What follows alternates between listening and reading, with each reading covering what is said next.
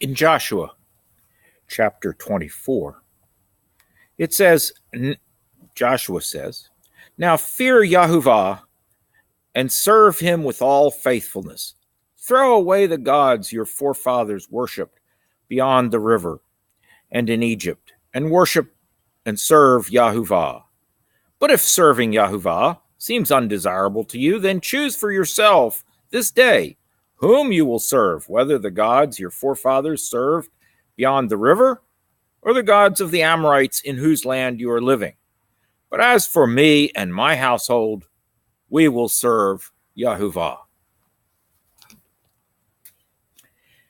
And so the people made a covenant that day, and Joshua said, if you're sincerely making this covenant, then throw away the foreign gods among you, meaning that they had physical idols, physical statues that they worshipped of these other gods among them. He's saying, throw them away.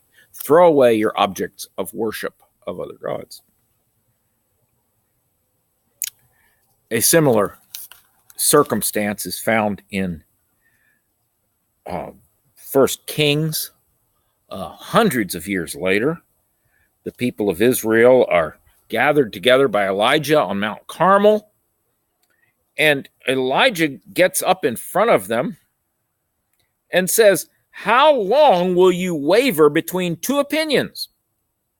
If Yahuwah is God, follow him. But if Baal is God, follow him." And in the end of that encounter, the people say, Yahuwah is God. Eliyahu, Elijah. Yahuwah is God. So, a few years later, what do we see? They're worshiping the Baals again. And in a very telling passage, in a few years actually before this Joshua event, it's a prophet by the name of Balaam who is being hired to curse Israel. And God speaks to him and says, "Do not go with them," that is the messengers.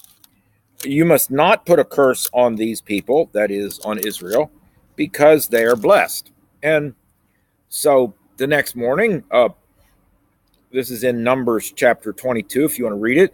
The next morning, Balaam gets up and tells Balak's princes, "Go back to your own country, for Yahuwah has refused to let me go with you." So then Balak sent other princes more numerous and more distinguished. Same request. Balaam answered them, "Even if Balak gave me his palace filled with silver and gold, I could not do anything great or small to go beyond the command of Yahuwah my God. Now stay here tonight, as the others did, and I will find out what else the Lord has to say." What else the Lord has to say. God had spoken very clearly, but there was a lot of money at stake. So Balaam said, "I'll see what else God might say." The end of this story is that Balaam was on his way and he became between a rock and a hard place. And it says in another place about this that God had to cause a donkey to speak with a man's voice to restrain the prophet's madness, his crazy behavior. Why are we talking about these stories when this is a study of James? Because these were three examples of people, groups of people, individual people who were double-minded. They said, "We'll serve God." God had spoken clearly to them, given clear commands. It was explicit what the limitations of behavior were. There was no question about it. And they said, yes, we'll do that, but we'll also do the opposite. We'll hedge our bets. We'll keep open the option of doing the opposite of what God is saying to do, because we might not be pleased by what God is saying to do. So we find here in the book of James, chapter 1, we're going to be looking at verse 8 today, but we'll go back a bit and start at verse 5. If any of you lacks wisdom, he should ask God, who gives generously to all without finding fault, and it will be given to him. But when he asks, he must believe and not doubt, because he who doubts is like a wave of the sea, blown and tossed by the wind. That man should not think he will receive anything from the Lord. He is double-minded man, unstable in all he does. So what are we talking about? What does it mean to be unstable? Who is this man who will receive nothing? He's the man that is like Balaam. What else does YHVH have to say to me? Those who said to Joshua, we will serve YHVH, then why do you still have idols in your house?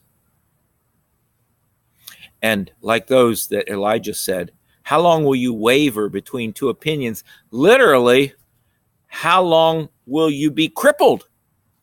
It's the word for being crippled. How long will you limp like a crippled man because you can't decide which way to go?